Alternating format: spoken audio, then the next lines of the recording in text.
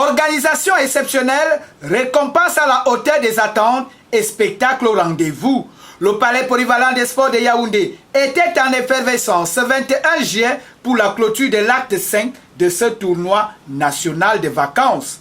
Du nord au sud, de l'est à l'ouest, le petit ballon a retenti. Le suivi sera fait par le comité d'organisation. Nous avons des officiels techniques offerts par la Fédération camerounaise de handball qui sont cadres et nationaux qui vont assurer le suivi de ces enfants. Et au niveau de nous, les entraîneurs, nous avons un forum où pendant toute l'année, nous effectuons. Une grande satisfaction.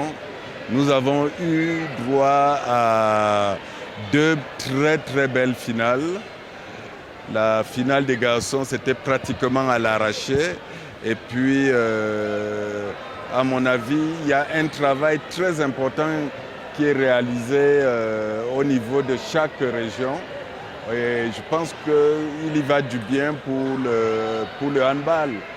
Et le travail fait par les différents promoteurs, que ce soit nous, que ce soit d'autres, aujourd'hui ça produit des éléments très importants sur le terrain.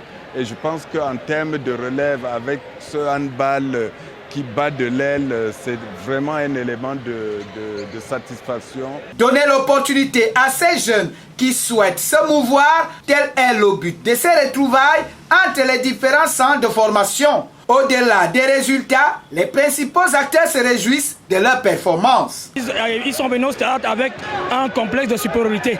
Mais on a juste motivé les joueurs pour qu'ils puissent gagner l'Est. C'est le fait de motiver les joueurs, galvaniser les joueurs, ça les a amenés donc à pouvoir aller à la victoire. Ce n'est pas du tout facile parce que tu quittes de loin et tu arrives en finale, tu viens perdre. C'est pas du tout facile. C'est un choc quand même. Je sais comment dire ça, mais je croyais, ou bien je suis venue pour gagner et je pensais que je devrais gagner. La première partie était quand même bonne. On s'est battu, on a eu quand même à élever le score. Mais en fait, ils nous ont battus. Et c'est le sport. Pendant 10 jours, Yaoundé a vécu des moments inoubliables et les enfants ont été récompensés à la hauteur de leurs prestations. Pour le comité d'organisation, entre le sport et le social, il n'y a aucune barrière.